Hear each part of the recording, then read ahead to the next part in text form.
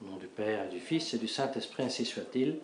Mes chers fidèles, en ce dimanche, dans l'octave de la fête de tous les saints, qui est donc le dimanche, le 4e dimanche après l'Épiphanie, qui est donc célébré maintenant entre le 23e et le 24e dernier dimanche après la Pentecôte, n'est-ce pas? Nous sommes donc dans l'octave de tous les saints. Nous avons fêté tous les saints, nous avons fêté tous ceux qui certainement seront saints, et ce sont ceux, les âmes, les pauvres âmes dans le purgatoire, qui passivement sont préparées mais purifiées pour entrer dans la sainteté, dans le paradis, mais qui nécessitent pour cela nos prières. Ce que nous avons fait, n'est-ce pas, le 2 novembre.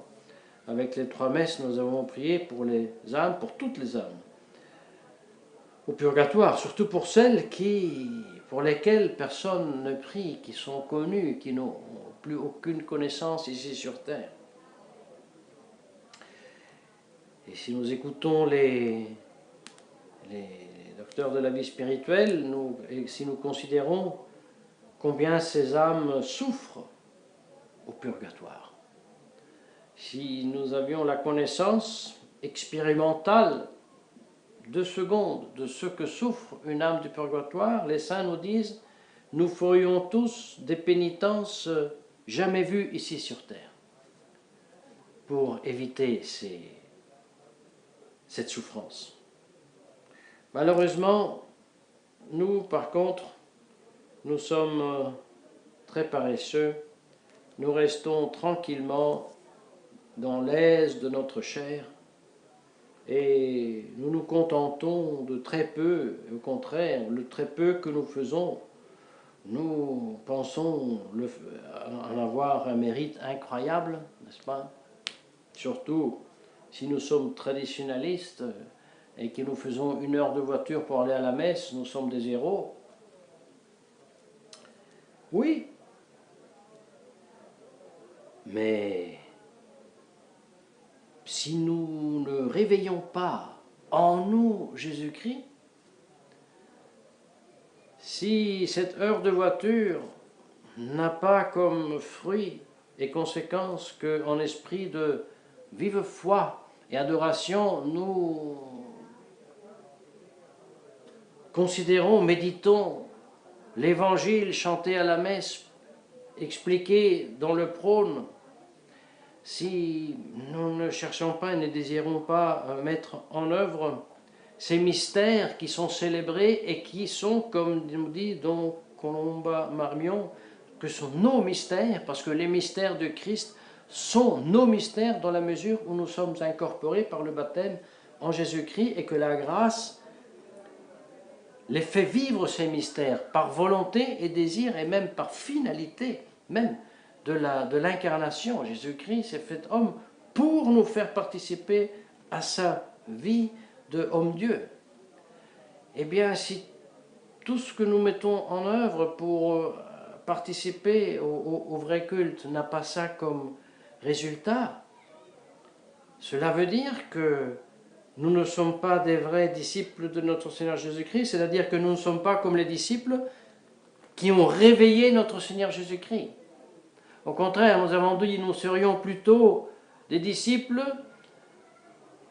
qui, au moment de la tempête, quand, n'est-ce pas, le navire est en train d'être déglouti par les flots, dirait peut-être: laissons-le dormir, le Christ.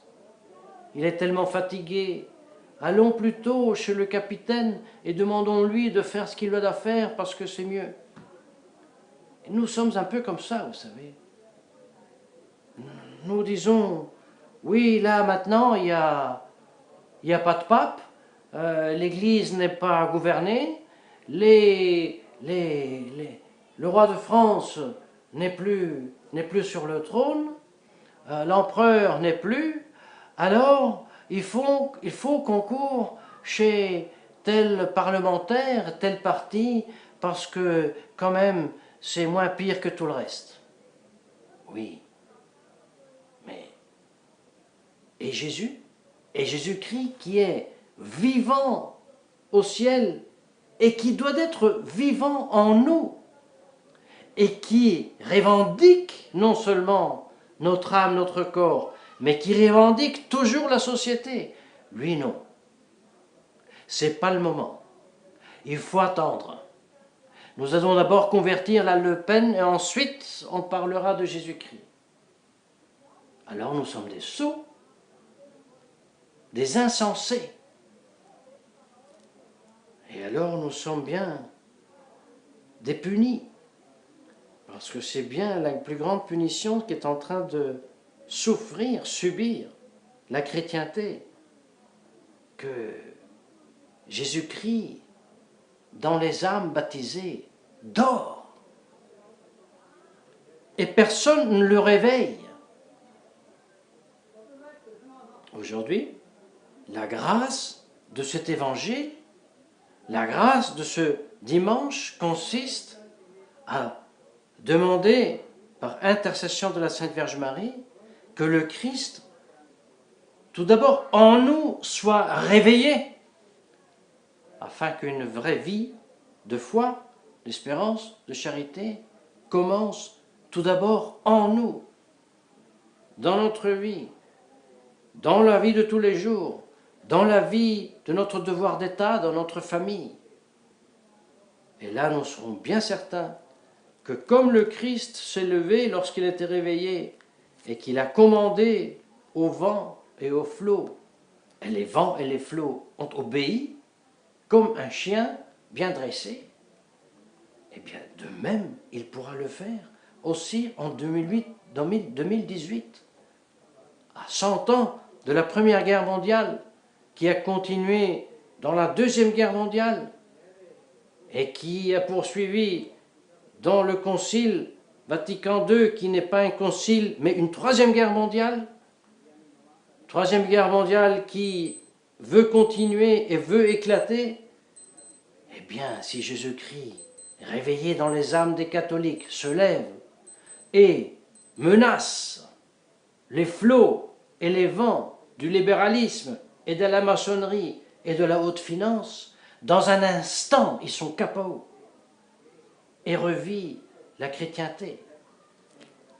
Ce n'est pas de la science-fiction, c'est la réalité beaucoup plus réelle que ne l'est pas la réalité de la matière sensible et insensible, justement, laquelle obéit au Christ. Nous dit Saint Grégoire, bien sûr, nous ne sommes pas hérétiques, nous ne pensons pas que la matière inerte soit animée, mais nous savons que comme les corps sensibles répondent à nos stimulations, à Dieu, même la matière inerte, la pierre, obéit. Elle tombe dans le néant si Dieu veut. Elle se lève si Dieu le veut. Elle se déplace si Dieu le veut. Et ainsi, le vent et les flots, à l'ordre de Dieu, se sont mis en place là où ils devaient être. Et de cette vive foi, nous devons nous nourrir.